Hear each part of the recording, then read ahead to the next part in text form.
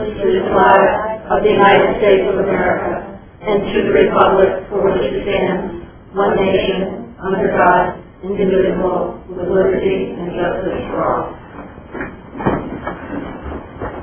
I'd like to welcome everybody to our November regular board meeting.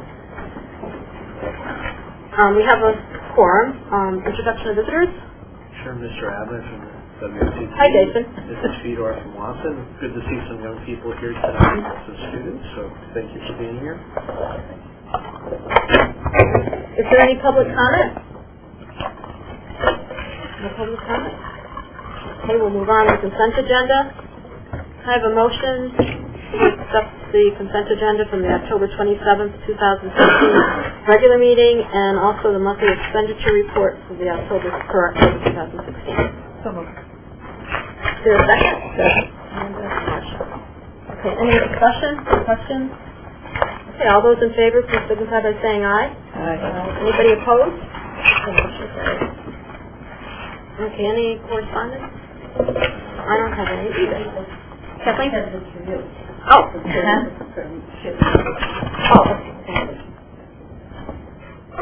Thank you. Okay, superintendent's report. Sure, we have a number of presentations tonight that I think we're all looking forward to. One is the annual high school class of 2000. This year happens to be 17 summer report. Mr. Adler, Director of School Counseling, is here from Waterford High School.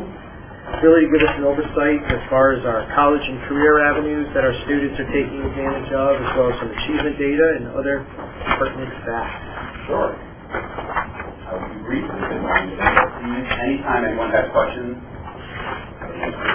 I know you guys. Jump in. Jump in. I apologize a little bit. I'm not the best with knowing what can be seen and what can not be seen. So the first slide is the post-secondary educational plan. And you can see I usually do it in 5-year iterations. The class of 2016 was a smaller class than several of the previous ones, with the exception of 2014. We did a little bit in the amount of students who were pursuing 4-year college degrees, and went down a little bit as well in 2-year college degree and second career education So we've gone up in the area of military employment undecided, and really I do want to emphasize the employment, because that's what most people are saying, that the uncertainty in, well, really everything at that point. The high cost of college, we'll talk a little bit later on in the presentation. How hard is that line item? How hard is this line item? Yeah. It is self-reported. It is self-reported by the student. So we really don't know. If someone thinks that you're 20, they may not have a job. That is exactly right. They would make it, well, we usually award it that they're pursuing. So we verify military enrollment. We verify enlistment, yes. And also if they go to college. Is it possible in the future to break that out? Sure, it's still going to be mushy for those. But absolutely, if you know some people are going into the military. Absolutely. Absolutely. It's single digits, but I absolutely can do that, no problem. But I did want to emphasize that that number is large. Yeah, it's hot and right. And at least, and I can only say anecdotal conversations to your point, with counselors, which is really a majority of our job, it was primarily due to the high cost of college and the uncertainty of what the future would hold. I was shocked to see how expensive the colleges are. Yeah. Oh, me all over. I mean, $68,000. Because many of their friends who enrolled in colleges in the previous year cannot necessarily had dropped out, and so they saw the cost burden. That was one of the primary things that was spoken about. This is a chart that's designed to give us information about what they're doing, not why they're doing it. That is correct. I'm giving anecdotal comments based off that, so I can educate the board who don't have interaction with these all the time.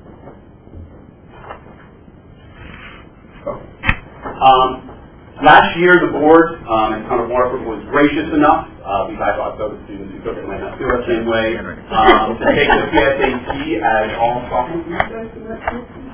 So, no comment, they're wonderful. But I do want to say that's the first year we did this. It used to be approximately half of the junior class would take the PSAT, and a real small number of sophomores. So now, in order to have a cohort, which we'll talk about later, we have basically the entire class, a couple of students for either special program reason or simply they were absent, did not take tests that day. And what you see here, if you look at down for the state and the national, we did better than the state and the national as far as evidence-based reading and writing. That's sort of a feather in our cap for almost every single test we'll see. And the math, we were higher than the state. The national was much higher than I've ever seen before. Usually we're better than both, but it does speak to why the SAT is recentering a lot of what they're doing this year. So the other thing I want to make note was not only the first year that you chose to help all sophomores take the test, but it is also a redesigned test. So it's difficult to compare this to past years, otherwise I would put that on the board, both because it was mostly juniors who took the test. This is a test designed for juniors, and that is why over here, if you look at what they say are the college career benchmarks and this is for sophomores who made it, you can see we have 77% of our sophomores met what they think is the juniors, basically the junior standard for college career grades. That is, again, better than half. But if you look at math, it's obviously a weakness in comparison to the ELA. But also, Jason, the PSATs and SATs are a different type of test than what our students are used to. That's right. Because the national test, and I'm happy we're helping them because colleges look at these, how they do on these tests, more so than the others. And you can see it, as I was supposed to do with Andre earlier tonight, we have very similar data compared to other places. Our ELA is far higher than most of our peers in the third, the state, or the national, but our math is pretty much on par, and it's a national issue. I have to make this clear because it is confusing even to me, so I'm giving all these tests. This is the SAT for last year's seniors class. This is not the state assessment for the juniors. So I just want to get to the next slide is the juniors.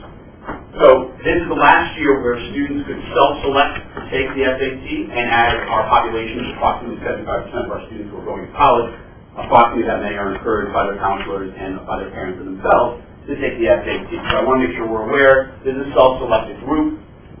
We did pretty average compared to where we usually are. Compared to both Connecticut and the national, we did better in the writing, writing and the reading, but last year the writing was even incorporated. I want to add again. And in math, we were higher than both segments as well.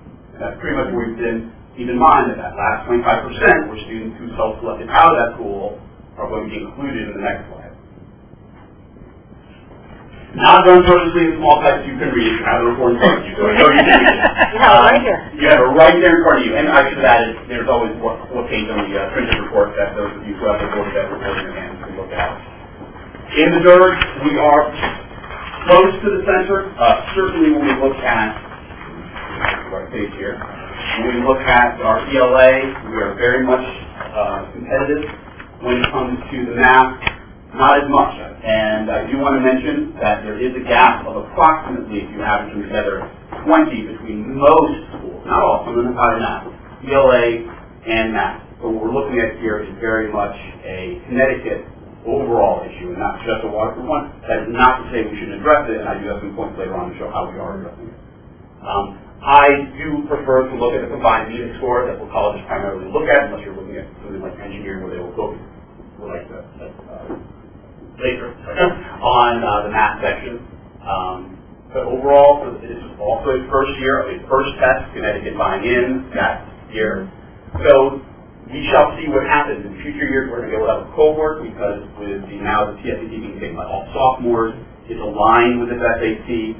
We are aligning our math measures of academic progress with that. There will be a lot more data that we can track and see how much what we do in Waterford is helping our students reach standards that we set.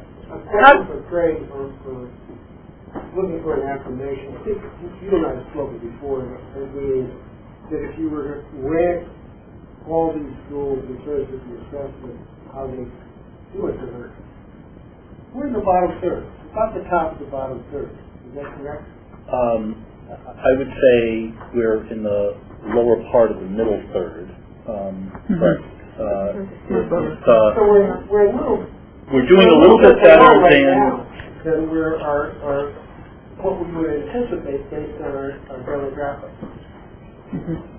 That would be correct on this slide. So I can, back in 2006 when the DERBs came out, as I recall, of the 24 towns, Waterford, if I recollect, is supposed to be around 13th of the 24 as they first set the DERGs. Now, as you may recall, ERG, the Economic Reference Group, or DRG, the District Reference Group, was done about every 10 years.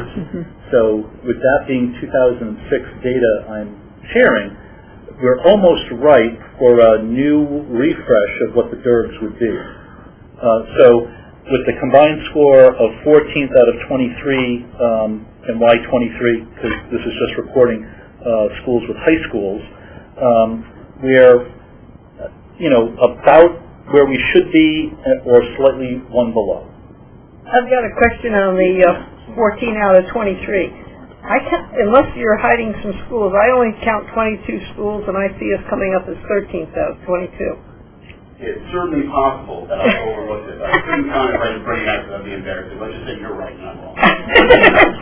There are no other schools somewhere that we're talking about. Well, some of these districts have more than one school in them, but I don't believe I calculated it like that. Okay. There are some schools in our school systems in our jury that don't have high school.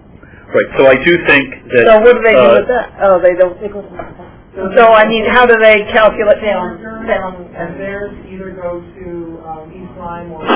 So they count as twice? So third might not be a fair comparison if they're not including all schools that have high schools that would say. Correct.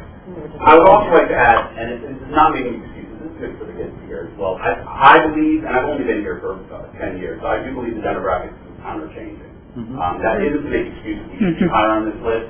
We should improve on that. We have people who are going to be doing that and have been working hard at that. But I do think that whether we talk about a recalculation of DERG or whatnot, we need to be honest about who is now here in the town and how we best serve them. When they determine DERGs, is it income, education? I bow down to Marcia, there's about 9 factors, and I wouldn't mind, through Tom, sending you that 2006 report, which really gives you all the factors and that come into play, and how it was formed and where all of the districts in Connecticut land. There's things factored in. I don't have them all memorized. Yeah. One, for example, is percentage of parents that hold a master's degree. So it's more than just economics. What is your sense of which direction we're going? As you say, you have a sense. Is it up or is it down? Well, I hate to be Ray here, so I am a counselor, not a math teacher. I think we're going up in English, and I think we're going down in math. Yeah. The SAT. In terms of the where we stand. I think either A, we're looking at schools like East Lyme jettisoning themselves out from our DERG, or I mean, I live in Clinton, and we're very similar to Clinton, so I would think that this area might be very much similar. East Lyme stands out like a sore thumb to me. I work there, and so I have a little bit of data, but nothing hard on that. But my feeling is we're moving down in economics and economics. So I can share with you a couple of things on this, and I don't want to derail your... No, I promise. There's an organization in Connecticut, fairly new, called the Connecticut School Finance Project, and one of the things they did with their own internal metrics that has no bearing on the state was they did their own recalculation of DERGs. They had us remaining in DERG D. They had East Lyme moving up to either B or C for comparison. I think in terms of changing demographics of the town, we now are approaching 20%. It's 19% in change of our students on free or reduced lunch.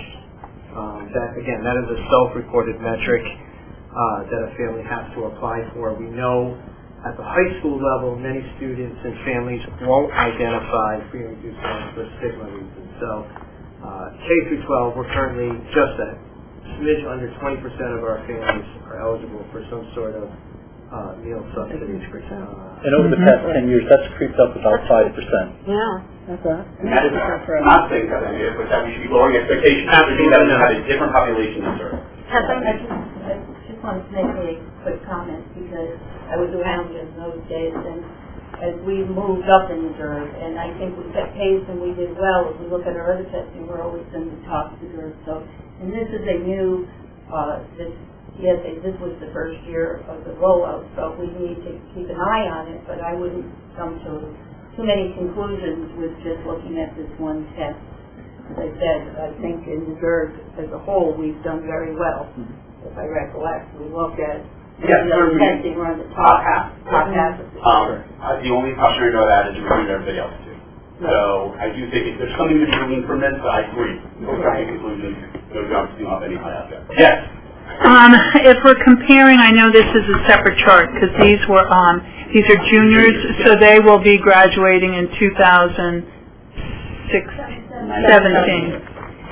So can we compare them? Because you said the test was reformatted for 2015. Can we compare them? For 2006, for this year. Okay. But it was the year the SAT replaced SBAC. Was last year. This current year. If I put the wrong date, I apologize. Oh, okay. 2016. So we really can't compare this test. Okay. We cannot do a cohort. You cannot. No. I thought you could do 1 year, but you can't. No, unfortunately. That's right. But next year we'll be able to do the PSAT cohort to the SAT cohort. So kids to kids, which is the most powerful data, along with 2 years of the new SAT. Okay. But we have to, I guess what Kathleen is saying, we do have to treat this as a baseline year for some level, because this is a new designed SAT test. Okay. But they do need a lot more data. I've shared with all the department chairs, I mean, just a gross amount of data that they will have to go comparing PLCs and whatnot. Okay.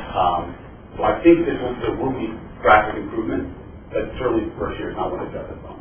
Tom, is this something that you sit down and talk with parents and talk with other people in contact with the direction that we're moving from the population to population, general population, if you share? I think it does come up in conversation. I think part of the budgetary process, it's important to convey our school system. Kathy can correct me if I'm wrong. I think we're up to 16 languages in the school district. So there's certainly some education that needs to occur. I don't want to say we've had a specific dedicated conversation to this very topic, but it's part of the education process to make sure all of our community understands the community that we are. There are a lot of issues before contacting, for instance, zoning change outside comprehensive district. Some of the information is going to have again when they make that determination.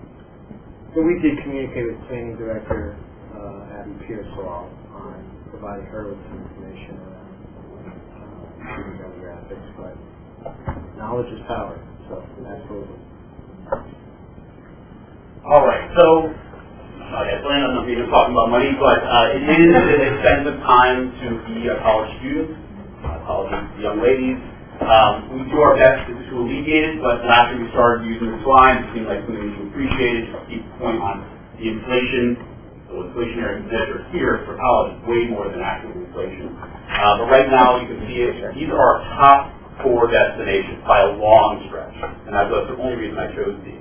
So you can see what the cost of college is per year, for your full year, Avery Point, and those 2, I might add, also do not have lodging portions of them, which is one of the reasons they cost. So you can do tuition comparison, Eastern versus Avery Point. Avery Point's actually more, and you can move on to they built the same for the regional campuses. This is just an educational you have in your packet. A/B testing. This is one of the ways that kids can offset cost of college. Many schools, not all, will accept things 3 and above, saying that you basically put the class in which you earned that AP test score as a credit on the campus that can alleviate thousands of dollars, potentially allow students to graduate early, and if nothing else, was very competitive or more competitive in the college admissions process. I don't really want to go through all of them. Are there specific questions about any of the tests? When we talk about multiple measures of how our students are doing, I think there's some very positive aspects to this slide in terms of how our students are achieving. So you can see, and 2 things I do want to mention, Physics 1, Physics 2, which will stand out for their low numbers in terms of how many I would judge a successful class, how many attained 3. Physics broke apart. It used to be Physics A, B, and C, and we used to always take Physics B test. Last year they broke apart into 2. So similar to the SAT, I beg of the board to wait on this for a year. while Mr. Lovering sort of analyzes where his classes are versus what the tests are on. Anything else I would mention on this slide? Not particularly, but that was the biggest change. I want to add for my friend Bill Bassett, kudos to everyone who prepared the kids. Statistics was a new class last year, and almost everyone, in fact, I think there might have been only one student in the class that did not take the AP exam, and 91% of the kids received it. So I think the talent is there. Beyond the select, probably about 100 kids who are involved in this program overall. Dual enrollment highlights. So dual enrollment is when you are enrolled in a Waterford class and you earn credit for that class at other schools. 67 courses were earned through UConn dual enrollment, ECE, that stands for Early College Experience Childhood class. 34 courses, and this is really, I'll explain things. Courses earned through the two-year college dual enrollment program, the College Career Pathway. That program has been really blown up over the past couple of years. The fact that we can keep our numbers up when they're offering, that we get credit for, are going down, is actually a credit to Ms. Chen, Mr. Howard, who are really working hard to make sure we have offerings. They're starting to get their acts together, and I expect that number to rise. Keep in mind, both of those classes have transferability. UConn is about 87% of the schools kids choose. Careers would be less than that in terms of just because you took the class to that program, you have to go to that school together. That's very important. One course a year. Each semester we're allowed to give juniors and seniors a class at Conn College. That's on site. It's not really dual enrollment. You're actually sitting in the classes there. So focus on college career readiness. That is always a term that we use specifically in the counseling department to determine whether or not we've been successful with our students. Scoring a 3 or better on these 1 AP tests, meeting SAT college and career readiness benchmarks, entering secondary education will do enrollment credit earned, getting a case for second semester session when we start there, on-track attendance, graduation requirements, basically things that we already require of all our students. The hope is when they step across that stage in early June, we're able to make sure that they are successful in the next step. How we can go after this slide portion has increased. Using Naviance, which is the program the board has bought for us that allows us to view our student success plan, SSPs, basically allows students to analyze personality, explore college and careers, we promote scholarships through there, again, trying to offer colleges, and as well as track post-secondary goals and SSP package. The SRBI Process and Care Committee to identify students in need of remediation. We are ahead, I think, of most districts in this path, especially in the new creation of our school that's been implemented this year, the Waterford Preschool Academy, offering both academic and behavioral. I don't know if any other district with high school is doing behavioral interventions, and I do think that is critical to academic success. That's the redesigned study hall time. Most familiar with the old model of study hall where you spent your time as you saw fit. Some did not. This is really a redesigned study hall saying what kids need support and getting them targeted support during that time. Also, we began using Edgenuity last year. It's been very successful, far superior to the old online learning classes we had. Career and technical education, and then the way we described getting credit in high school. Another new initiative at the high school this year has been, according to everyone I've talked to, but specifically Mr. Hauser, that pairing every Algebra 1 class with a link section, meaning that those students who have Algebra 1 have it every day. So one lab section will work on the concepts that they learned the previous day, and already is proving through the math sources have incredible dividends for these kids, and it's going to prepare them for what is the rite of passage and the important thing for college is the SAT. It's going to get them more ready. So again, there's a build-up to our success, I believe. Offering rigorous college career readiness curriculum to all students, the APs, ECs, increasing that offering, increasing outreach, always having included, utilize test results to help with class selection and curriculum enhancement. Correlate, and this is something I stole from Mr. Powers, correlate math data to SBA, adding more PSAT and SAT data so we can figure out earlier on in the student education process, even elementary school, where we need to work to help them reach the goals that are necessary for our state assessment, literally in the junior year of their high school career.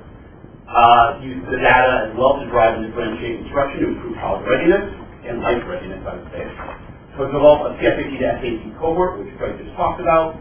Consideration of this 8-9 PSAT, I'm not a big fan of the College Board, but when we had our regional professional development, there were several schools, including Eastline, of course, that utilized the 8-9 PSAT with their 9th graders on their full day testing day, the October 19th. It's a cost. They say that it might be worth their while. We'll find out. And work more closely with the Rivers to determine college effectiveness of water high school students. I asked earlier on this year, haven't heard back from them yet. The registrar, if they could give us anonymous data for how many of our students had to do remedial quality work, and I think that's incredibly important.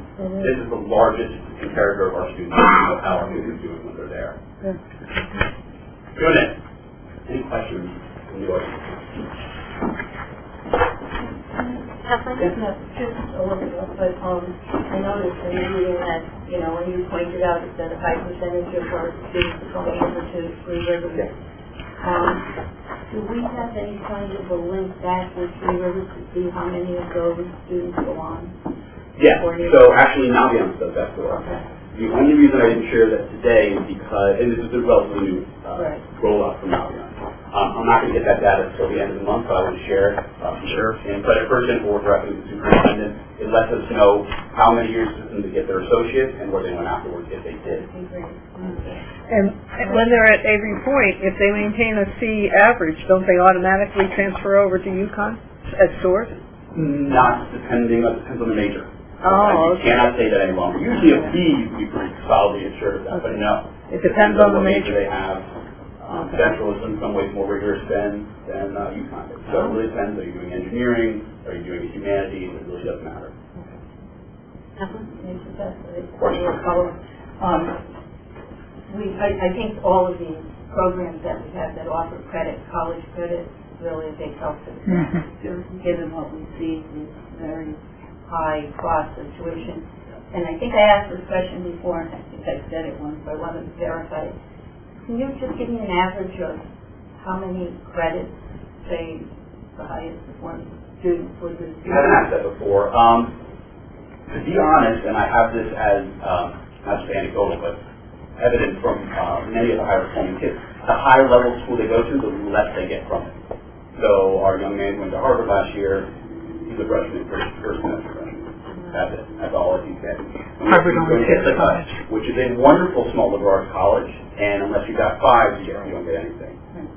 So I really don't want to, and I can give you the data, but I don't want to charge it down by just the highest level, how many kids took AT, because honestly, that's more the admission, they took an AT, rather than they get something out of it once they are on campus.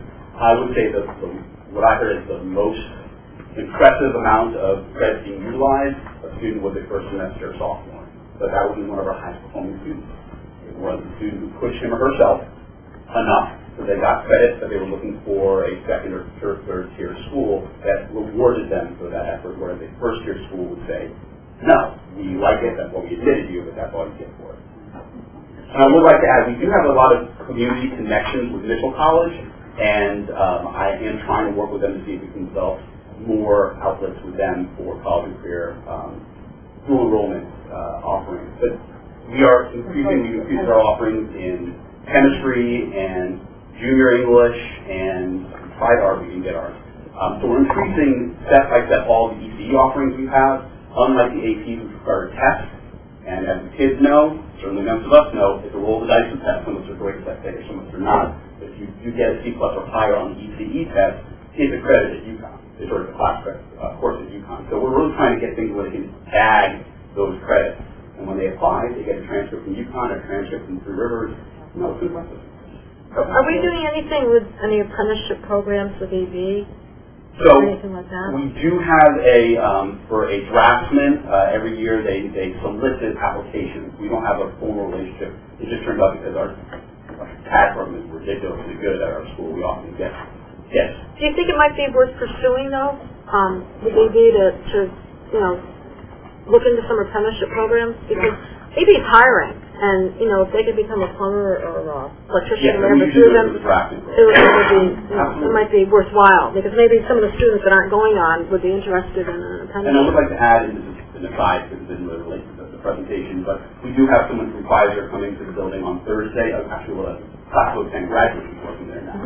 who's presenting on such opportunities at Pfizer for our students. Oh, that's great. So we can solicit that, they came to us, but we're taking the full advantage. The more we look at personalized learning, anywhere, anytime learning, that learning doesn't always have to take place inside the four walls of a classroom. That's really the direction education is heading.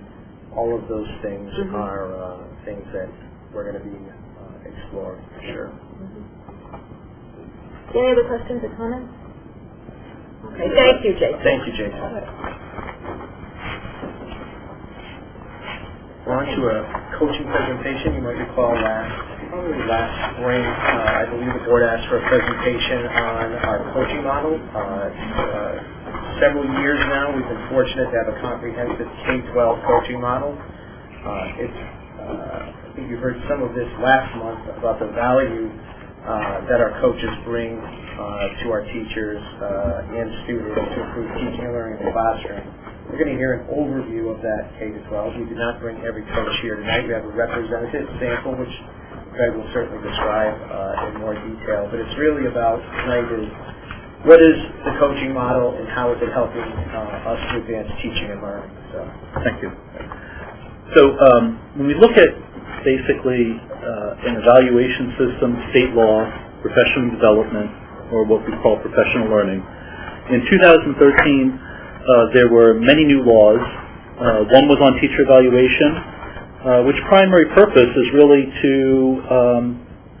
support professional growth and learning. The law that's up in front on the slide is a component of that state statute, which really highlights the components for a high-quality professional learning system. We can say that basically, we're fortunate in Waterford that we have 3 district professional learning days where teachers use the full day for professional learning, but that's really only a part of what we consider professional learning when it comes to adult learning. We know that adults learn over time. Adults need to have, just like learning anything, whether it be a sport or anything else, some repetition and practice, and that's where I think the coaches are very valuable. But what are the components that are on here? A preponderance of the professional learning should be done in small group or individual settings. Should be comprehensive, sustained, which means ongoing and intense. It should be improving various effective teaching methods and fostering to improve student performance. Should also basically involve continual learning to enhance student growth. Educators at the school, principals, coaches, mentors, distinguished educators should be conducting that PD. So even in the state statute, it refers to instructional coaches. It should be frequent, and it should be on an individual basis or amongst like groups. Job embedded. Coaching allows for this ongoing learning. And the best practices should be developed by educators and shared within the district. And we're very fortunate that all of our educators have a lot to share. And akin to the coaching is what we'll talk about a little bit later with professional development in Ed Camp, where our teachers are really sharing the good work of other teachers. What are the major shifts? So on the left side is really what was professional development back 10, 15 years ago. What's on the more side is really what we're striving for professional development now. So as I said earlier, it should be embedded throughout the daily work. It should be informal, self-directed, refine and enhance the practice. Sustainability, so we have people dedicated to this, and facilitated and designed by educators in the school district. And it says, external expertise when necessary, and that's why, again, our teachers teaching our own teachers is a very powerful method and really comports to what the state is looking for high-quality professional learning. I can't help but notice that on the left-hand column, there are a lot of pejorative descriptions, and I can't imagine that when we were doing this, we would have referred to that as the process being served. Well, Care to comment on that? well, I care to share which is why I kept the Connecticut State Department slide. That particular slide was issued by the Connecticut State Department as the past 2 years, as what we're moving away from. So if I could sort of say some of the things, when even in this district we would have a district professional development day, say years ago, where every high school teacher was in the same room learning the same topic. It necessarily wasn't the best learning design because we have a whole myriad of different content teachers, and so it's hard to hit all the different content teachers' notes with the same presenter. And if that's a request, and we're all here, I'd be happy to share that. Thank you. Another State Department slide is really showing how the three different systems, we really want to have a more cohesive approach. So Connecticut set sort of educator standards. Teachers know it as the rubric for which they're evaluated upon. Then, Waterford was one of the pilot districts in the state of Connecticut when it came to educator evaluation, where we were exploring, say, different rubrics too, and then we had professional learning. And what the state is trying to show with this slide, and it's what's happening, and more importantly, it's what's happening in this district, is how those three systems are really coming together as one. And so as a district, we have a professional development evaluation committee with 15 teachers and 3 administrators, really setting the direction for do we need to improve our evaluation system, as I said earlier, which major focus is professional development, and what should we do as the direction for professional learning in the district. So we're getting input from teachers to say what's the needs to provide their own learning. The state definition for professional learning, I think we've also, I know we've adopted, but I think we're embracing it, where it says high quality professional learning is a process, and we're providing sort of access for teachers in whatever part of the career continuum they are to have individual and collaborative opportunities to enhance their practice. And really, that's how you move a district forward. It is if you have the educators understanding what's the best practice out there, why, that they feel comfortable doing it, then they'll do great work with the students. To demonstrate that and to kind of link back to sort of something I mentioned at the last board meeting, how do we increase student learning? We talk about this instructional core. So there's really 3 components, and if you really want to increase, student learning, on the lower right hand, we can do curriculum revisions. We can make curriculums more rigorous, hopefully more relevant to the students, but without also dealing with the lower left-hand circle, which is really showing the teachers increasing their skills and knowledge and helping with their pedagogy. You need those 2 variables to really increase the student engagement, the student learning. And that's really what the focus of the coaches, the instructional coaches are. Just like a sports coach,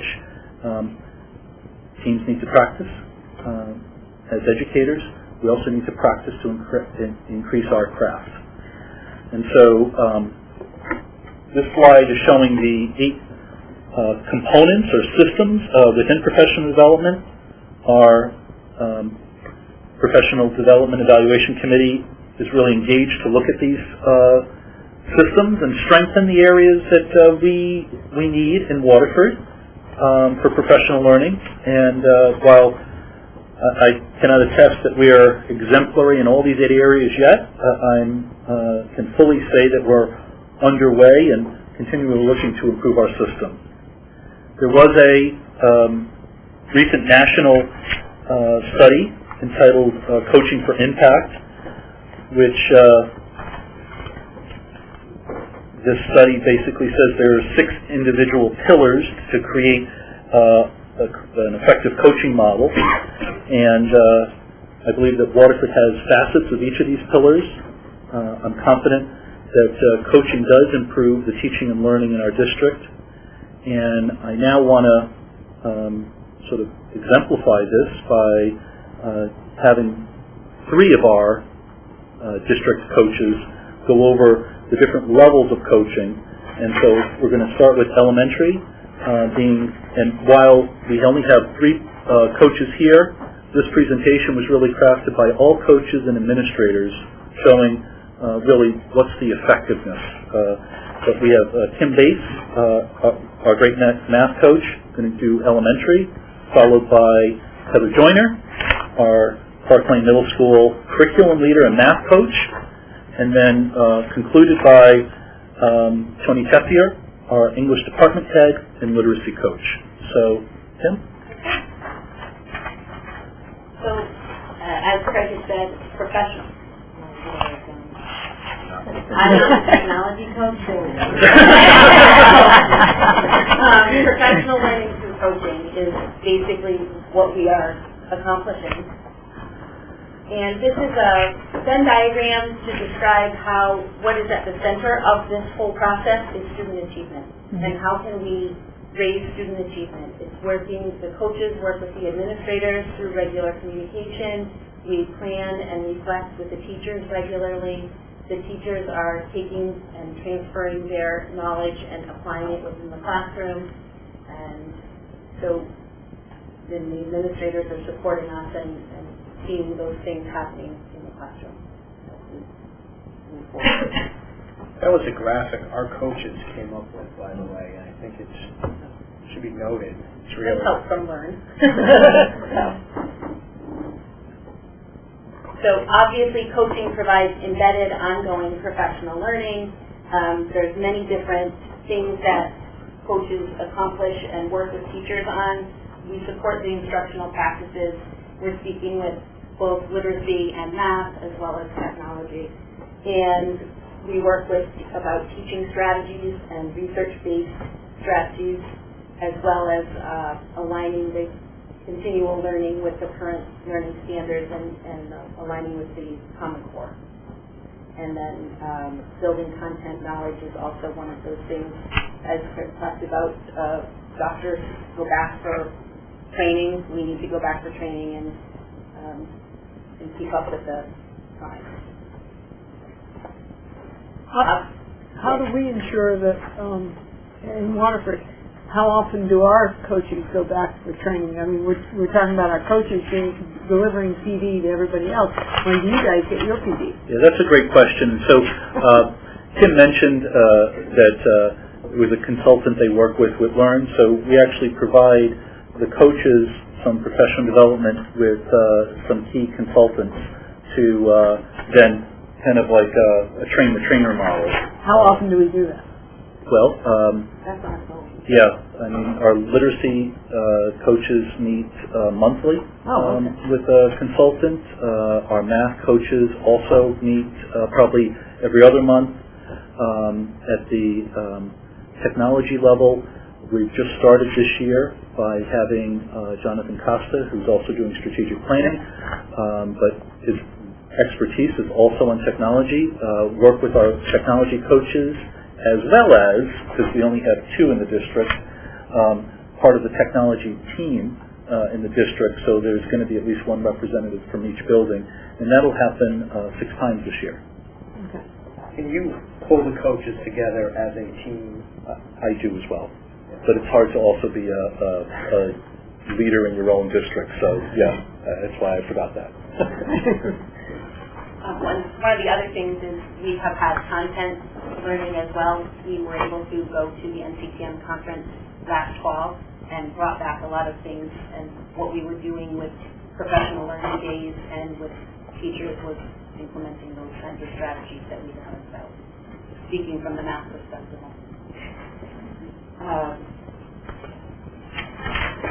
So we're directly benefiting the students. It's helping the students and the teachers with deeper understanding of the standards and curriculum.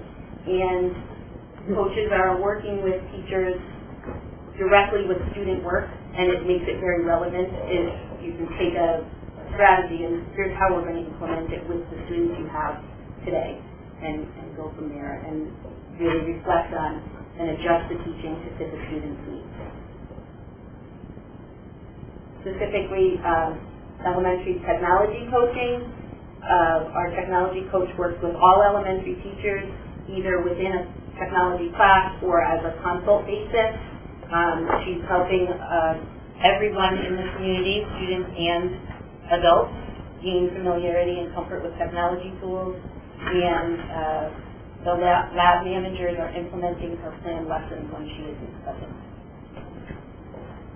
In regards to literacy, you have different key things that the literacy coaches have been doing for the last several years.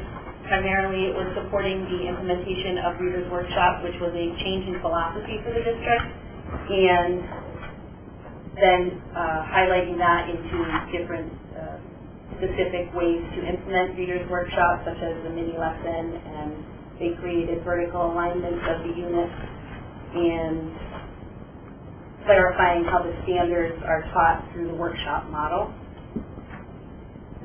And they're working on Writer's Workshop this year, as well as refining Reader's Workshop. They are also attending ReadCon, which is a state-offered professional development for grades K to 3 to integrate foundational skills across the curriculum.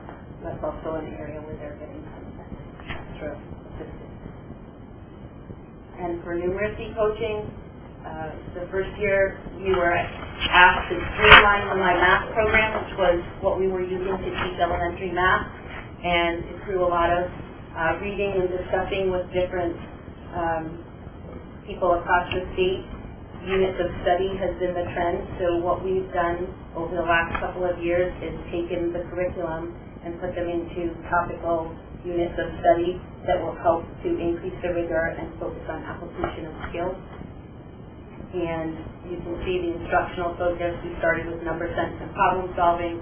We continue with that because that's an ongoing thing, and it takes a while for us to get used to doing things in a slightly different manner. And we added fluency. And then some teachers are dabbling with the math workshop, so they're taking what they've learned from language arts and moving that into the math classroom, as well as what teachers are asking for when we meet with them individually, as well as with PLC teams. We've been fortunate this year, specifically in the area of math and PD days, to bring in 2 national experts, Greg Tang and Sean Felling. And those are strategies that our coaches continue to work with our teachers on a daily basis. So absolutely, very effective. And for technology, she's done the technology plan for Waterford, or participated in that, as well as tech committee work. She has participated in developing the K-12 technology scope and sequence, as well as creating and modeling lessons for all of the students and staff, and she supports all educational technology at all of the elementary schools. And I'm fairly certain that GAFE is Google Apps for Education. Correct. So I just wanted, that's an acronym that I hadn't seen before this slide. So. And now, Heather Joyner. Thanks, Kim.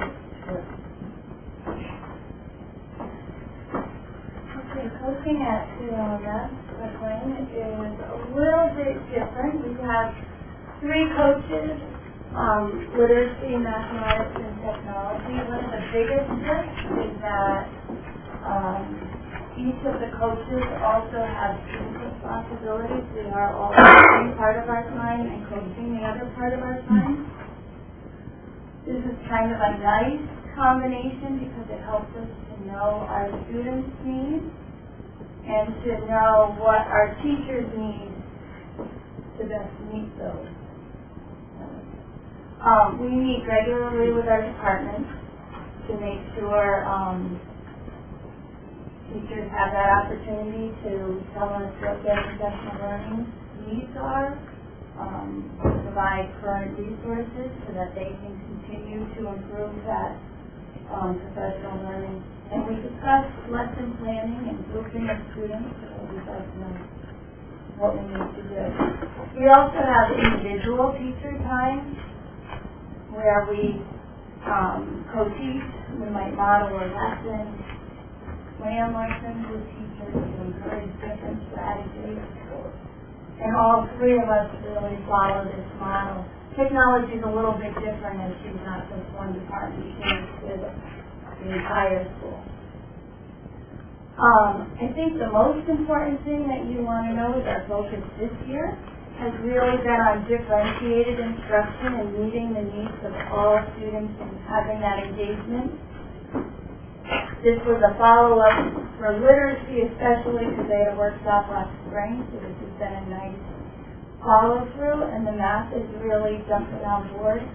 I know we have a couple of teachers who are trying to differentiate through computer programs, Khan Academy, and Modo, to see if they can really strengthen some of those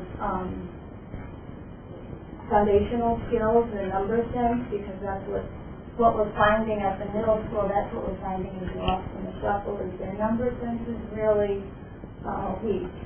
The application's kind of coming along, they're getting those points, but it's the number sense itself that we're struggling.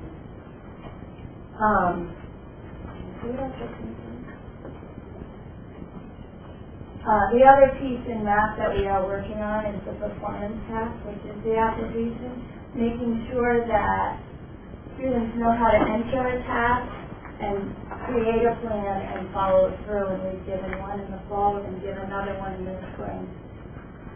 These next few slides are all on past work, posting at floodplain. I know you have the slides in front of you. I'm not going to read them all for you.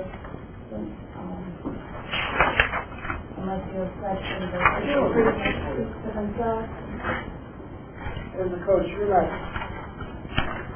teach classes. I do. You do? I do.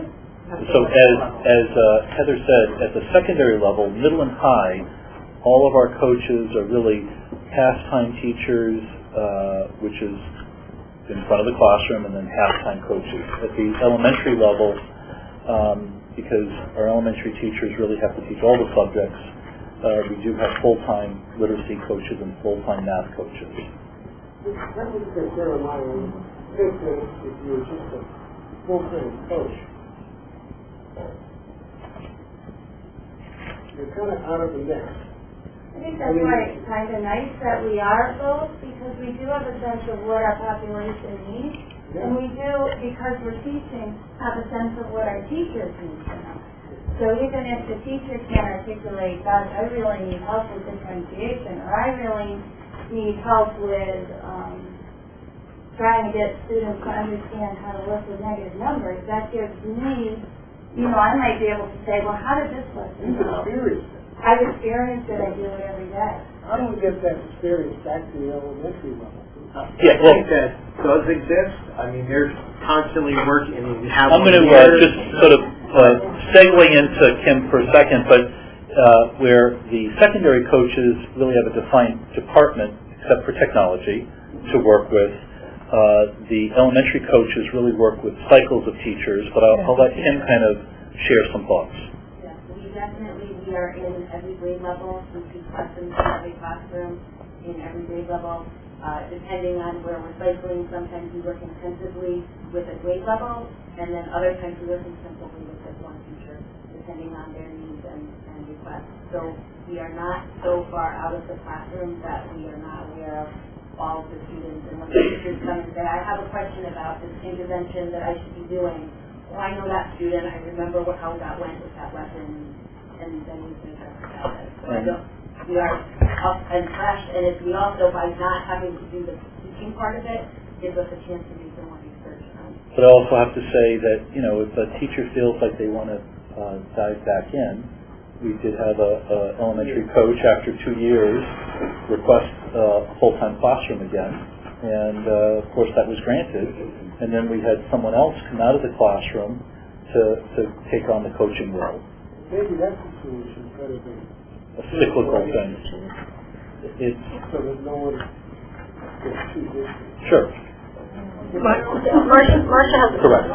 My concern is actually the opposite.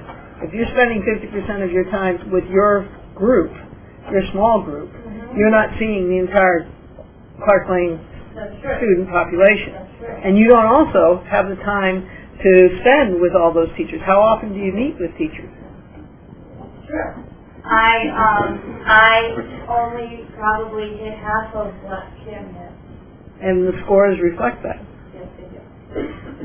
So we're obviously entering budget planning season, and I share Marcia's concern. looking at staffing levels Yeah. at the middle school, specifically in terms of coaching teachers, and those discussions will be ongoing over the next couple of months. And I think the other important thing is that I think our principals, they have the 092 degree, they have the expertise on how to do an effective lesson and all that sort of stuff. Also, the literacy coaches are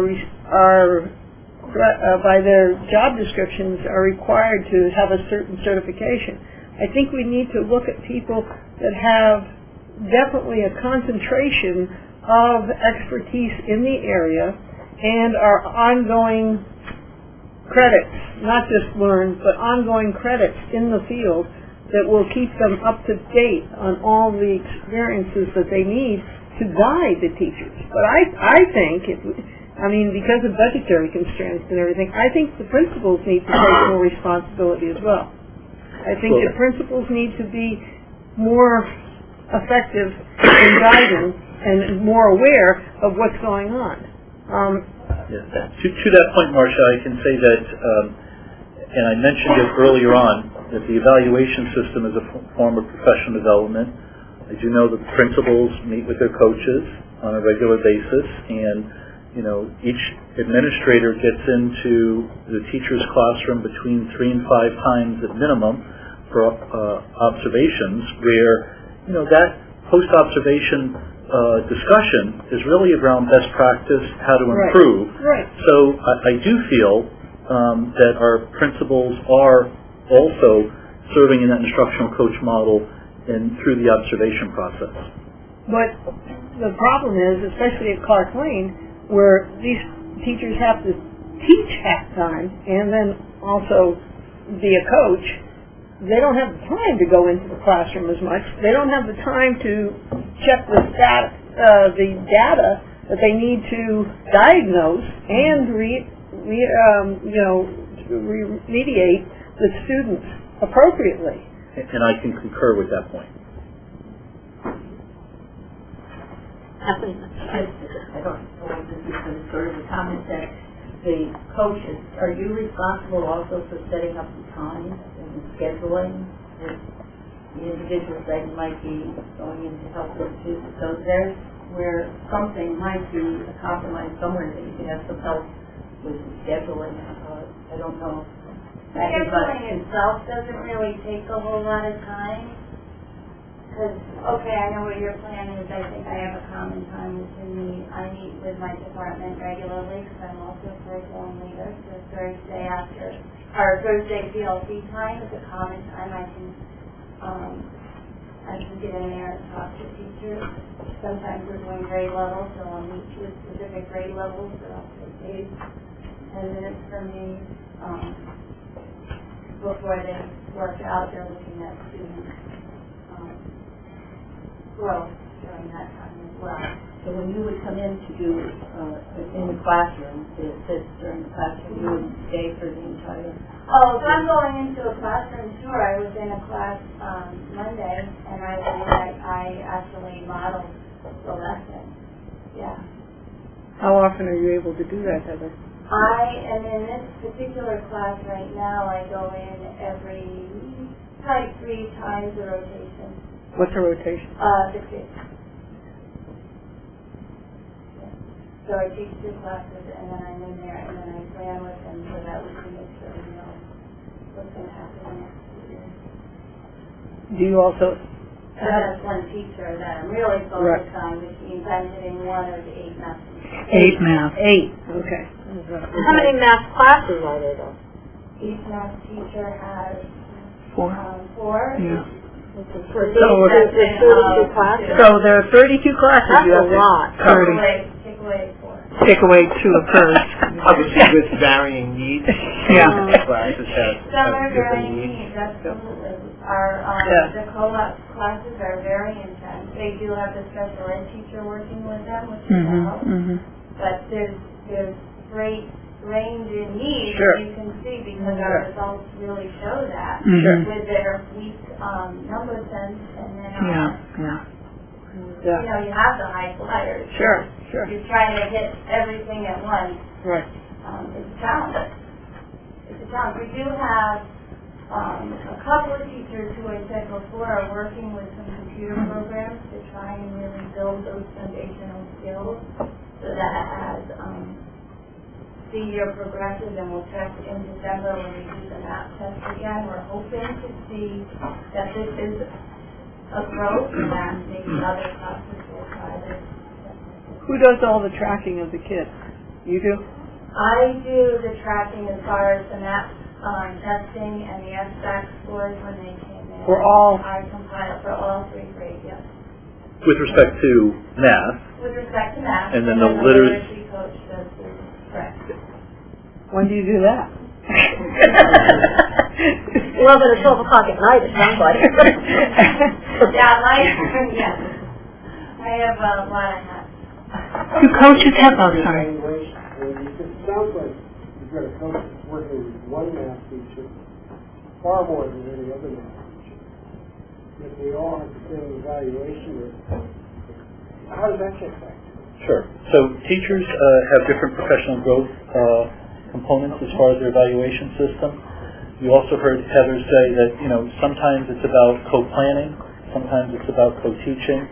So it's really what's the needs of the teacher, and she's getting into this teacher now for this, say, cycle of lessons, and it might say that she may be able to then cycle with a different teacher, next semester or next trimester, I should say, in the middle school. We're trying to hit as many as possible, but if you're asking for a one-to-one saturation rate, we're not staffed for that. How do you evaluate a teacher? I'm a non-evaluative role. I understand that, but I mean, You're, this is, you They are. oh, right. one teacher is getting a ton of help, and you've got a bunch of other teachers who are getting anywhere near to help. Mm-hmm. How is that equitable? So I will say that the fact that a coach may be working with a teacher doesn't mean that teacher is deficient. Yeah. It could be the students in the class that need the help. With all that help, that teacher would probably need given her goals more easily than another teacher. But it's got to be factored in this, and just for the person who's being fair, That's why I think that you need to get more administrators involved. No, I think it's based on the individual and where they are in their career and where they're headed. Yeah, I think. Based on what sort of assistance they need. Yeah. As well. Right. And some of it is, like if a teacher goes from one grade level to the next, or say elementary to middle school, and this is their first year in that assignment, they might need a little extra coaching because this is their first sort of cycle through. And our coaches do work with our non-tenured, our newer staff, more than our some of our tenured staff, because again, we want to, from an induction model, make sure that we give the teachers the correct professional development as well. that all goes back to the basis for the evaluation. You don't have a standard objective or criteria. Each teacher has its own what's the acronym? SLOs. SLOs, yeah. So when you get one teacher, SLOs that are one up here, you've got another teacher who's new, learning the ropes, but his or her SLOs are lower. How is that adjusted? You could have a teacher with high SLOs that just knows is doing a super job compared to somebody with low SLOs who hit 100%. And yet that low SLO teacher gets a great rating, and the high SLO teacher may get a little lesser rating. How's that rational? Well, as you presented it, I could see that it would not be rational, but the missing component in your story would be that the principals really set mutually agreed SLOs with the teacher, so we do expect the administrators to hold teachers to those rigorous standards and to ensure that people aren't sort of lowering the bar inappropriately. Okay, do you want to get back to the coaching though? Part of it? Yeah. We're used to it, Greg. I do it sometimes too. I'm just going to finish with this slide. So just to give an overview, technology, they're integrating their skills into all programs, assisting teachers in learning new strategies to enhance their teaching. Effective strategies for reading and writing, working across the disciplines, because Mrs. Grace does work with science many times and social studies depending on its focus. To assist teachers as they explore all the methods that help students to become close and thoughtful readers and therefore better writers. And in math, I'm assisting teachers across grades in creating new lessons and using resources to reinforce the mathematical practices and to encourage people.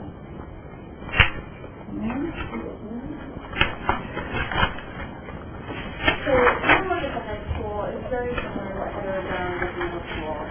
So a lot of the students that I don't want to be repetitive with, but I think we were just talking to this.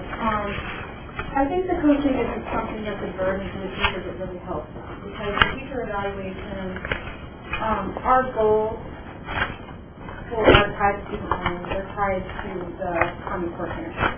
So we just help people to achieve their goals that they set for the teacher evaluation. So, as Heather said, we have to be creative with our time. So there are different ways that we go about working with teachers. And sometimes it is, one-on-one conversations with people who are coaching. But a lot of times the meetings can take place at the department level. They can take place with a small, maybe 3 or 4 teachers to teach the same course. And so that way we can just be creative about disseminating information. The thing that I've been, really proud of is the fact that we've built so much consistency with what we do. And so we have a whole bank of Waterford High School writing and reading handouts and rubrics that students see from class to class. So they're very comfortable with it.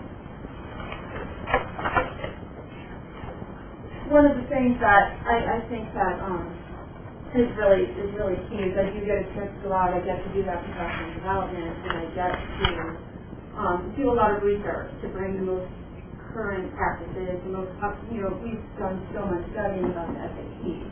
It's pretty new, the redesign. So it just gives me a chance to be able to learn about that.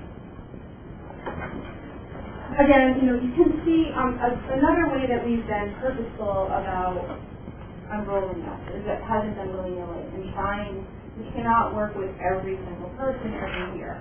So when they rolled out math, they began with Algebra 1, and that was the focus. It moved into geometry for the next year, and then it moved into Algebra 2. And that's not to say that other grade levels didn't get support from the math coach if they needed it, but there was a solid plan to make sure that the coaching rolled out in a purposeful way where eventually everybody got some support and some coaching. Of course, the big shift was student-centered, students more active, and students are working on rigorous tests that involve creativity and complex thinking.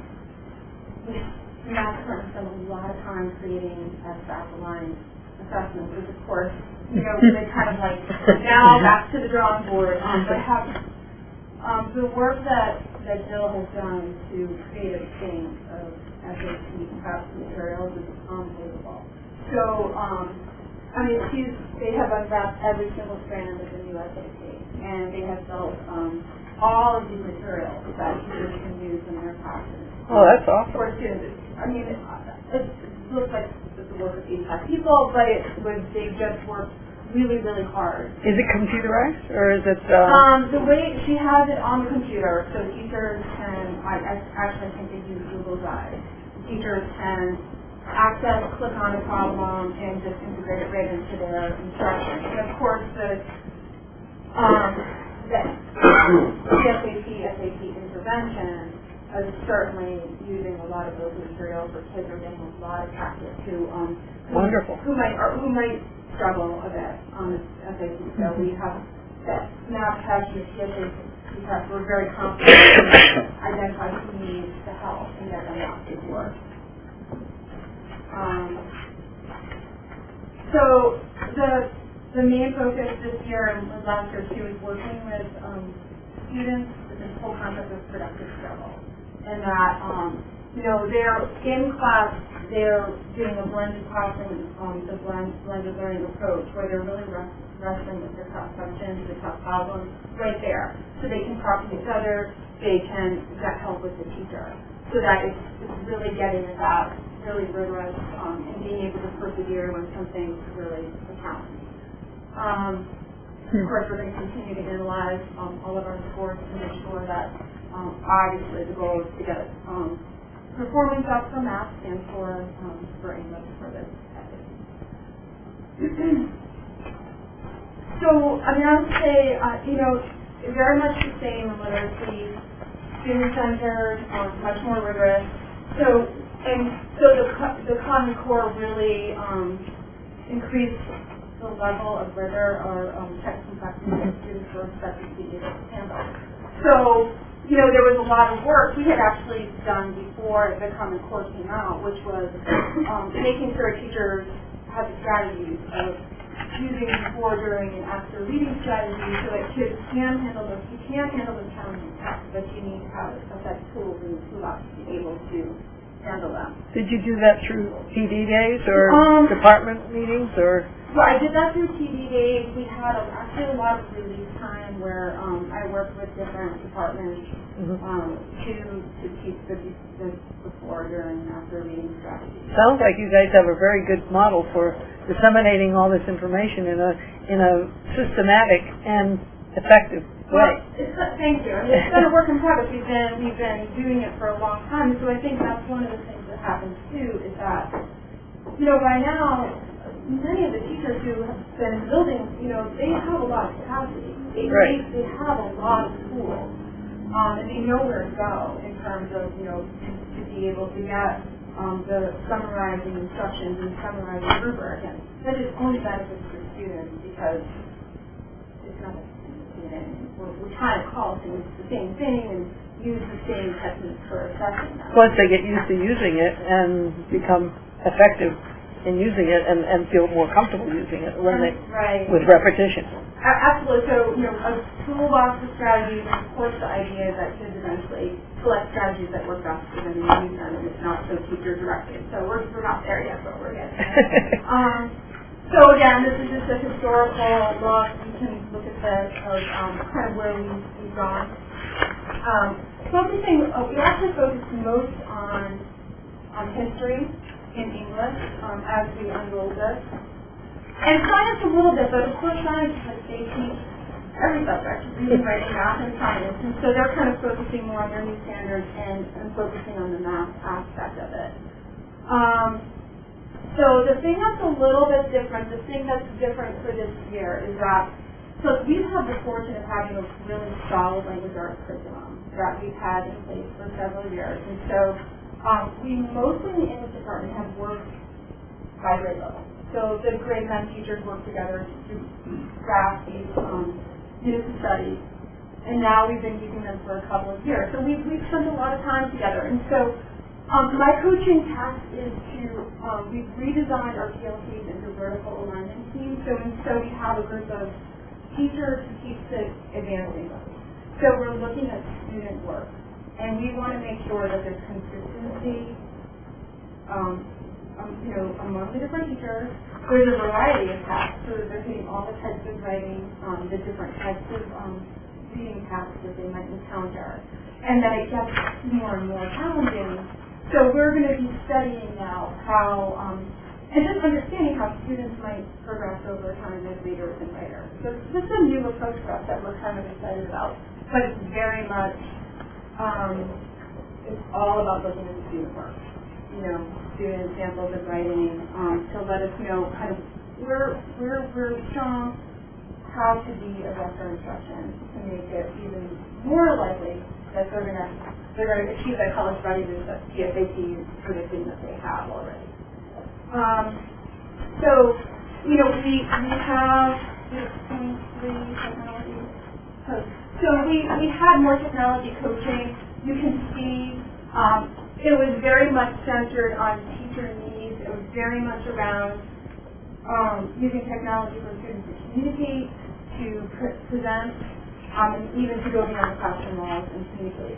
And we did a lot. But now it's a little bit less, just obviously because of the lack of resources that we have. But, you might recall that was a budget reduction last spring after the cut from the town. I think that was one of the positions of the 3.5 that was reduced. So there is no technology coach at the high school? It's split between the middle school and high school. So luckily we did benefit from a couple of years when we had capacity and we're teaching each other, and we still had revenue we can call upon, but it's not quite the same as having someone in the building who we could go to. So, questions on the high school?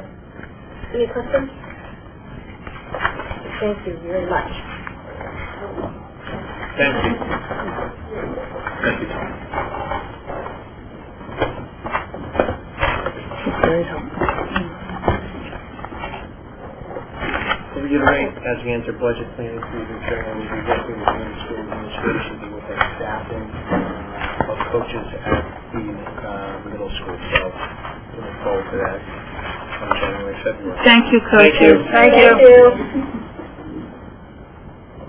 Just a couple other items related to the superintendent's report. I want to thank Quaker Hill students and staff for the great student work in the hall and in the room. The district enjoyed a variety of Veterans Day activities last Thursday. Formal assemblies held at all 3 elementary schools.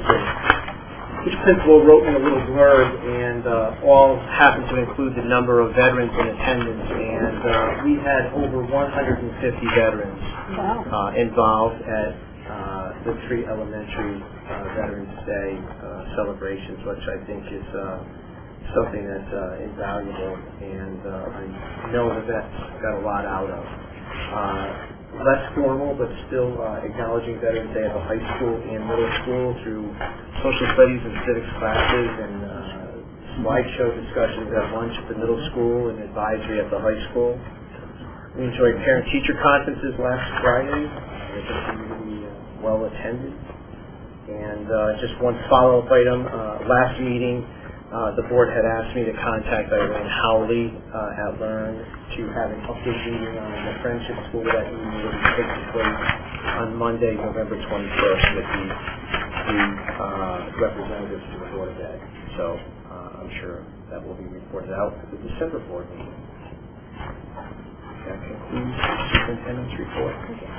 There was a raised discussion about the thank you. Talk about that? Just there's an enclosure in your packet about the variety of offerings. We're still compiling staff feedback on that, which we'll certainly forward to you as is customary, but a wide variety, including, as Craig pointed out, a balance of outside presenters as well as utilizing the expertise in our own district. Thank you. Okay, thank you. Okay, now we're down to, do you have any additional items? Nope. Thanks, just what I covered. Okay, committee and other reports. We have a finance committee report that was enclosed. I reported on that last month. These are the minutes of the finance. And the policy committee minutes were closed. We're going to talk about the policies, but we want to go to first reading. Yeah, On the finance committee, as I apologize, I didn't put it before that, as I read through it, it makes reference to different line items, and can you just explain what that was? That the finance committee discussed that, and if there are additional materials.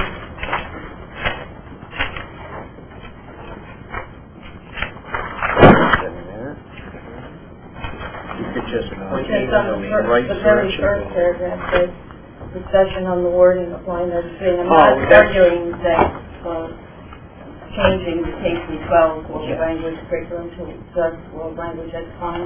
But as you went on, there were a few other items that were mentioned, and one had to do again with the friendship school, and another one, and I'm just curious as to whether or not there were other materials at the finance committee meeting. The finance board members that were there can certainly jump in. In the front of the budget book every year is a page called Budget Assumptions. So the finance committee reviewed prior wording. So we can certainly forward that to the board. And that's what that refers to. And the discussion around friendship school is obviously part of LEARN's responsibility with the reconstitution of the school to develop a new operations plan. And the finance committee discussed what are the things that we want to reiterate. For example, it should be clear that it is a Waterford building. I think that would be important. So all parties are operating under the same assumption.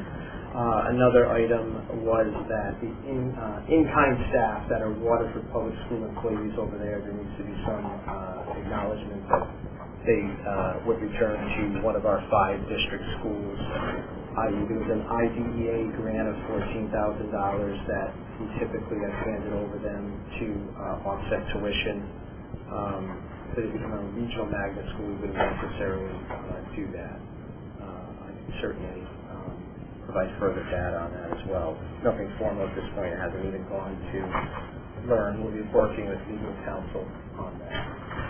The last sentence there on PSAT curriculum? I think there was a question around whether or not they're required to follow our curriculum. I asked that question. I was concerned about that. Because right now they follow our kindergarten curriculum.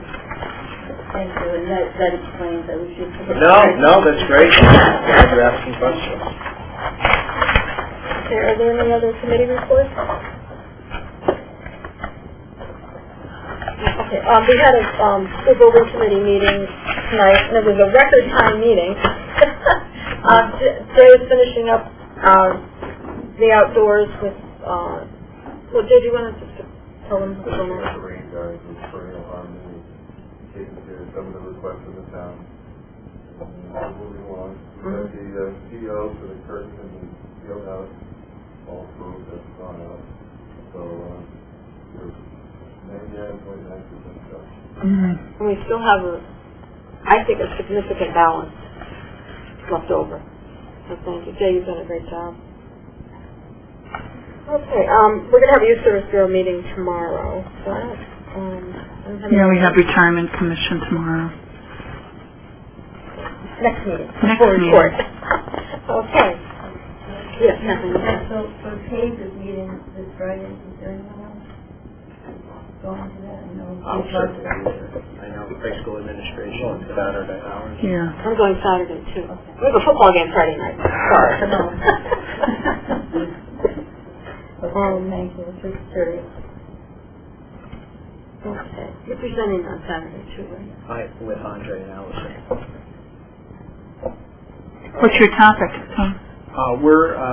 We made a proposal and it was accepted to present on the Positive Foundations Program, the social and emotional, as well as care team, which is SRBI intervention process. We've just been asked, or the high school has been asked by the Connecticut Association of Schools to perhaps hold a statewide meeting. I don't know if you want to elaborate, Mr. Haugen. Certainly. Allison Mosier, one of our assistant principals, presented earlier this week to the Student Representative Board, the Association of Schools, on social emotional program activity for students at the high school. And the CAS personnel who were there were impressed enough by it that we got an email today asking if we'd be interested in setting up some sort of a training statewide through CAS in the new year, probably in January, February. So we're just starting to work out the details of what that would look like. But, we know we do good things for kids here, but when you start talking about it with people in other school districts, you really start to recognize the talent of the things that do for kids are. Fantastic. That is great news. Great recognition. Okay, under new business, discussion and possible action regarding a capital improvement plan, and that was enclosed in our packet. You may recall last year we presented a capital improvement plan to the board for the first time in a long time. We continue that this year. Big thanks goes out to Joe Mancini and Jay Miner and Ed Crane for doing the heavy work on that. Joe, I don't know if you want to just share a couple of the highlights or... All right, so obviously one of the benefits of having a relatively new school system is we're not actually talking about large-scale capital projects. These are all called capital non-recurring, or at least that's what we're asking for. So for fiscal 18, what we're starting to fund is, or starting to ask to fund, is the turf field over at the high school. So turf fields last 8 to 10 years. They cost anywhere from $600,000 to $800,000. Turf field was originally put in place in the fall of 2012. So you're looking at 2022. It's right around the corner. So one of the benefits that these funds have, these CNR funds, is that they're multi-year funds. So the money is essentially put away at the end of each fiscal year, so that when we actually need it, it's there. It's not a big ask. I've unfortunately been in other districts where I've seen the Board of Ed come forward with an $800,000 request out of the blue. This is a nice idea that you guys started last year, where you're putting the money aside. I'll be honest, the $800,000 is a rough guess. It's based on current construction costs. It could end up being slightly higher. There is some changing in potential legislation on what you can use as far as the rubberized pellets. So I don't know where that's going to land, especially in the next 5 years. Next item is the glycol system over at Clark Lane Middle School. What is that? So I'm going to actually kick this over to Jay Miner, who I'd like to welcome back. English. Keep the fight from freezing. Yeah. Oh, okay. Great explanation. So what do you call it? Alcohol. Yeah. Designed the building that was renovated new. One of the things that we had to do was put most of the mechanical equipment on the roof. And Oh, I remember now. We have heating and cooling coils, and because it's the chilled water and it's a hot water loop, we have 2 separate glycol injection systems that monitor the content of the antifreeze in the system, and as it needs to be made up, it pumps, it makes up the glycol in the system. And that system failed last year, so we're doing it manually. And this is an automated system, and it just keeps the percentages correct. Thanks. Why is the Quaker Hill Retro Commission so much more than the Oswegatchie and Great Neck? That's a perfect question. So I was going to answer too. obviously every school, best practice is that every 10 years you go through what's called retro commissioning. Essentially you bring the system, you bring in a consultant, they evaluate how the school itself is performing, and make recommendations based on that. So in that estimate is a $66,000 replacement of the school building management system. So if you recall in the past, we've had problems as far as utility spikes up at Quaker Hill. This is the only system that was out in the school that is not what brand? Train. Allenton. It doesn't seem like it was set up ideally. So this is a pre-identified need. Jay had been talking about it last year. It was on a separate line. This year we've actually wrapped it all into one. you're gonna want to replace it. You'll get the benefit with it. You'll get payback for replacing it within 5 years. It's a smart move. But it's not under warranty or anything like that, or? It's not a warranty issue, it's a compatibility problem that we have that's inherent to the original design. Yeah. We've got basically 3 levels of controls in the building, and we're having trouble with one company talking to another. We had the same problem in our middle school. To standardize the whole building. It was the first shot the engineer had on this type of a geothermal system. So, because it was a low bid type of a thing, a lot of the things that came in were done a different way. We learned our lesson there. We don't have those issues with the other things. You should note that really what the town will be considering is the 17, 18-year only. They like to see the out years to see long-range planning capabilities, but when the town considers this request, they're really only going to approve next year, or not approve. Yes, that's why you see that. That's the reason that the retro commission is more.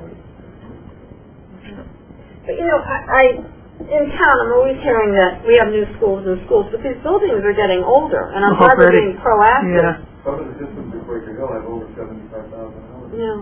And I think that needs to get out there, that they're not brand new buildings, and that's why we need to do a lot of this extra work, to make sure that we can keep them for years. Recently built is much better. When you look at 3 out of the 4 requests for next year, the turf field, Joe's going to talk briefly about the interactive learning boards, one of them, and the DVR and cameras. Those are all asks for end-of-life products. So none of this is add-on or new equipment. These are to address end-of-life replacement. Exactly. Joe. Yeah, like Tom said, so the learning boards, similar. They have about a 10-year useful life. As they start to age, the degradation on the accuracy on the picture, the whole list of problems. Plus, IT ends up getting involved with doing some of the smaller repairs. Joe, are we going to do school by school? So the way that this is supposed to play out, Clark Lane would fall in line first. They have 55 boards to be replaced. Then Quaker Hill at 36, Oswegatchie 36, Great Neck at 36. I don't know how many the high school has. I do have to put that in the sheet. But you'll notice it's level loaded. Like I said, CNR is a multi-year fund, so it's appropriation based. You can only spend up until what you have. So I wouldn't expect it to be one school done all at once. It's probably going to be piecemeal, but the needs are probably going to go from the oldest to the newest. And right now, Clark Lane is the first in line.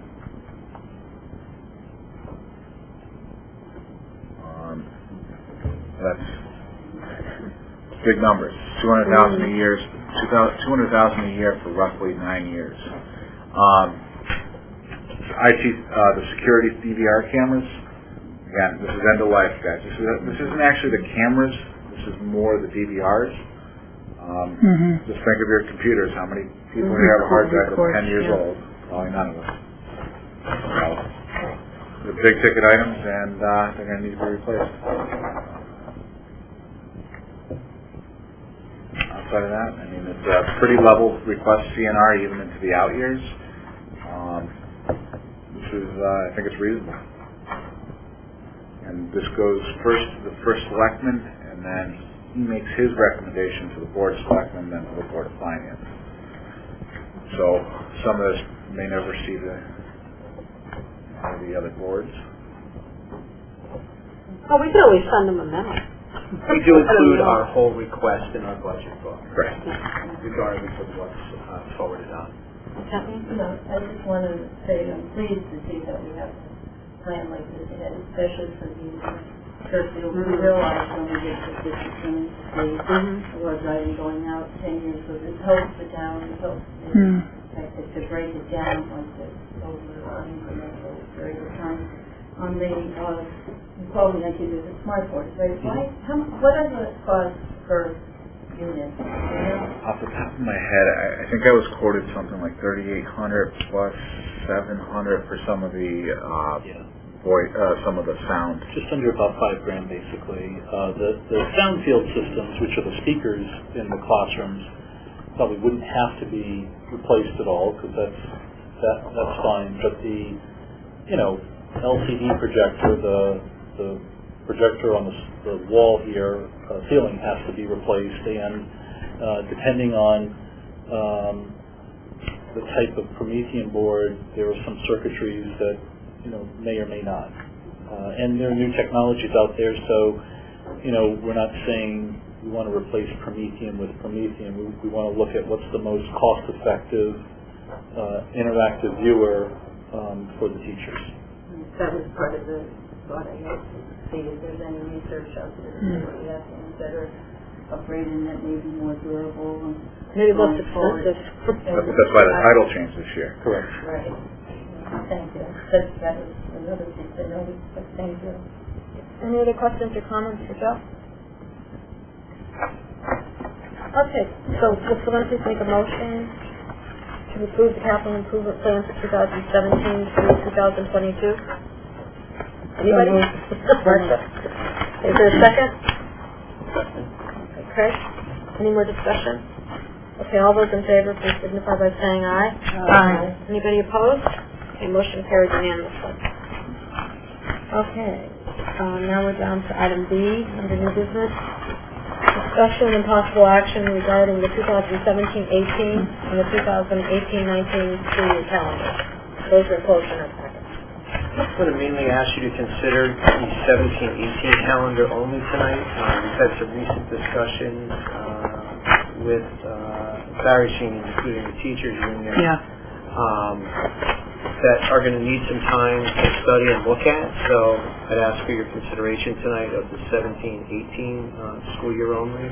You might remember much of the calendar is now driven by the regional school calendar law that was passed in 2013, which really set the parameters that the region as a whole really needs to follow a similar calendar, not same, but similar, primarily to cut down on transportation costs when one district might be in session and not another, as well as provide for a minimum of 2 uniform regional PD days.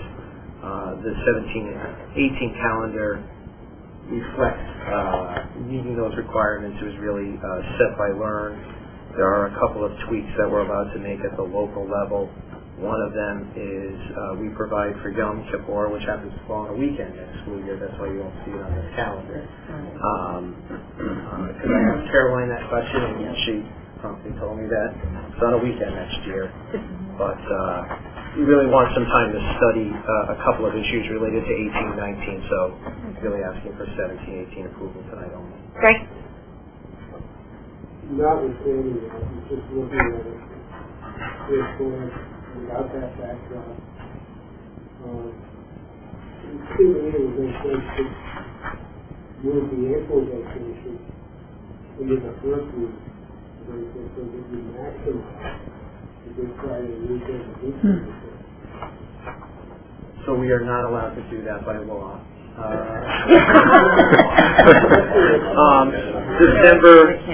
December break and April break are set on a regional basis, and 33 superintendents got in a room, and this is what was decided, and we cannot deviate from that week. Know that that was a topic of lively discussion. Any other discussion on the calendar? I just wish we started after Labor Day. I like it that way. But anyway. Can't do that either. You can't do that either? Because of the 33 superintendent meeting? No, that is state law that you have to start on the last Wednesday of August. That's now state law. Yes, you can deviate by a day either way. So you have a 3-day window of Tuesday, Wednesday, or Thursday. And you got to take care of this up there. Friday and then Tuesday. I don't mind whether you do it or you don't. I don't know if it's the state's job to tell us what the first day of school is. It isn't. They can't give us the money that they're supposed to give. Right. They could dictate these outrageous rules. Regional calendar that forced this decision, and there's been a lot of discussion. A lot of districts did not want to go to a regional calendar instead of that, and I always hear the grumbling that they'd like to look at it again, but this is the law currently, and this is what... And some districts, not us so much, but some districts did save a lot of money in transportation. Yeah. We saved over $20,000, I think, in transportation costs. But I mean, that makes sense. I do understand that. Originally, if I may, it was designed to encourage regionalization and save and provide efficiency, so you can use the money in different... Also for families that are working cross-district lines, I think it's helpful. That was one of the big points. Yeah. It's not been all bad, so exactly right. It has helped in reducing transportation costs, certainly has provided for quality PD region-wide. I know I had a conversation with Mr. Sachs last week about regional middle school PD and some real opportunities and for family reasons. So it's, I don't want to portray a very negative attitude. It has some positive. No, I'll own that. Okay, can we have a motion then to adopt the 2017-18? So moved. Motion and Kathleen. Okay. Any more discussion? Okay, all those in favor, please signify by saying aye. Aye. Anybody opposed? Okay, motion carries. Okay, now we're down to item C, discussion and possible action regarding our 2017 Board of Education meeting schedule. That was enclosed in our packet. Anything? Caroline was kind enough to contact everybody to see if it was all right if we, or if anybody was interested in changing our start time. Greg? We have a bylaw that mandates suggesting that meetings end at 10 unless the majority elects to move forward. Right. So if we move to the state, that bylaw is based on 7 o'clock meeting, which means that we have a proposal to change that to 9. Yeah. Correct. It's fine with me. And we can certainly bring that up at the next board meeting if there's mutual consent to bypass the policy and accommodate that. Right. I know. Exactly. No, that's a good point. I have to personally say that I don't like the 6 o'clock start. I think that, especially if you want to get an audience here, by the time you go home from work, have a little bite to eat. 6 o'clock is cutting it 10. Close. 7 o'clock is more convenient for the general public, I think, than 6 o'clock. I have had feedback that earlier would be better, so folks can get kids in bed. But okay, I never thought about that. Yeah, okay. And some of the teachers told me that they like 6 o'clock start time, so you're not out late. Oh, good. Nice information. Well, how do you feel? I'm not trying to convince you.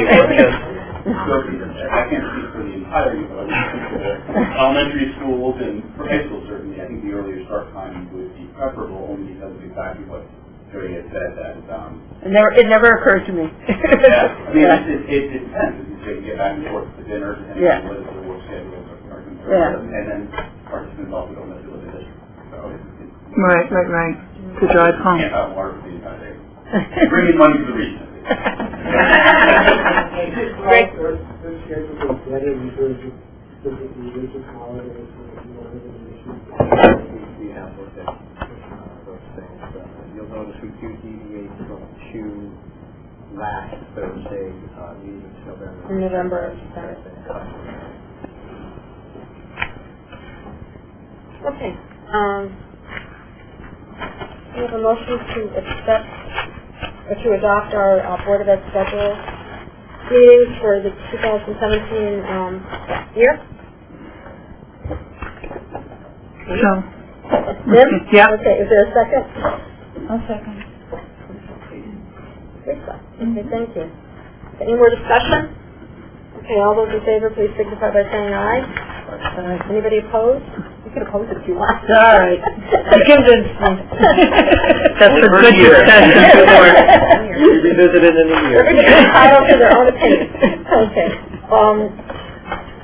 Okay, motion carried. Okay, now we're down to item D, first reading of policies. Kurt, do you want to take over there, please? Thank you, Jody. So you'll remember at the last board meeting, you amended your bylaws to allow the board to adopt the statutory changes in one motion. In the essence of time, and as you see the very detailed minor changes, I would just ask if the board wanted me to go deep into any one policy, because I could entertain a motion for you to just to adopt all 12 if you needed to, or I could go through them one by one. I'm only suggesting the clustering because of the really small amount of changes, and as we even discussed in the policy subcommittee, they were really technical, small ones, but... And some of them we had just recently adopted anyway.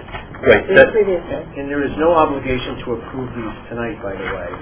You just passed a recent policy that would allow you to pass statutory changes on a first reading, but there's certainly no obligation to do that. And so because of that, we kind of clustered all of the real statutory ones in the first round, and then in subsequent board meetings we'll probably have to unpack each policy more. Right. Okay, what's the board's pleasure? So, Kathleen? Yeah, I would like to go through them only because there are a few comments on each one, but I certainly would not object to approving anything on the first reading that would just change the legal reference or something to go with the statute, but there might be a few. God bless you. A few comments to read in. So if we were to approve them all in one swoop, I don't think we'd be able to comment. Great. What the second purpose is, like the move that we approve the law, you may understand that then you could ask questions and you could talk about it in individual. Some of them have to do with reference changes, but then I might have had a comment on.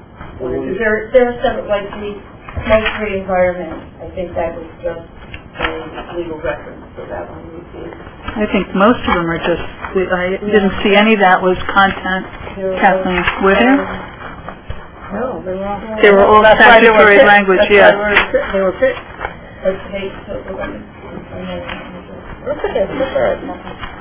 You can still discuss it. I think that then if there's a technical change to some of the wording, there was some confusion in some of the titles, so I don't mind approving them as long as we go back and make that something. That'll be fun. Did you have any that you want to talk about now, though? Well, we can approve them all. But I think we need to, it would be good when you have it listed there to identify what we're approving. Do you want me to say the motions with each number? You have to have that by law. I think if you did one motion, you would still need to name each policy. Each policy. Would you like me to do You that? can do it. And then I'll go back to my comment. Okay, so All right. Marshall will make I would like to move that we approve Series 1000 Community Relations Policy 1330, Use of School Facilities, Policy 1331, Smoke-Free Environment, Policy 1700, Otherwise Lawful Possession of Firearms on School Property, Series 4000 Personnel, Policy 4115.2, Concussion Management and Training for Athletic Coaches, Policy 4118.232/4218.232, Alcohol, Tobacco, and Drug-Free Workplace, Schools and Community, Policy 4118.237/4218.327, Employees' Use of District Computer Systems and Internet Safety, Acceptable Use Policy, Series 5000, Policy 5115, Physical Activity and Student Discipline, Policy 5118.1, Homeless Students, Policy 5131.911, Bullying in Safe School Climate Plan, Policy 5141.4, Reports of Suspected Abuse or Neglect of Children or Sexual Assault of Students by School Employees, Policy 5141.41, reports of suspected abuse of neglect or of adults with an intellectual disability or autism spectrum disorder. Policy 5141.42, child sex abuse or child response and reporting. Is that all of them? That's it. Okay. Is there a second? Did you want to go through them all, too? Okay. Is there any more discussion? Any more comments? We should slow it down. Okay. So on the first one, on the school use of facilities, it's something that is just overlooked in the past, because I know there's nothing here, but when denial is given of a building, there's no mention, they can appeal, but if there's a time limit, how long, do we need any reference to timing on an appeal? Well, because I know they give the list ahead of time. Correct. For the use of the buildings, but if there was a appeal, would there be sufficient time, that's all? Otherwise, I mean, you can appeal to the commission. Yeah. I'm talking about the Park and Rec Commission. Not the principal always has authority to Right. on it, but So there might be a Park and Rec Commission That has appeal an appeal process process. because the community relation of schools, Park and Rec basically goes through and allows different groups and organizations to use our fields and school property. Yes, the principals have notice and veto if necessary because it impacts a school function. But then if a group is denied by Park and Rec, then Park and Rec would adjudicate that. and they probably have to have been written somewhere in their how they commission. would do the appeal. Okay, fine. On the smoke-free, that was just a legal reference. There might be an additional one, and I have to research that and I'll bring that up. I believe the was fine, the outhouse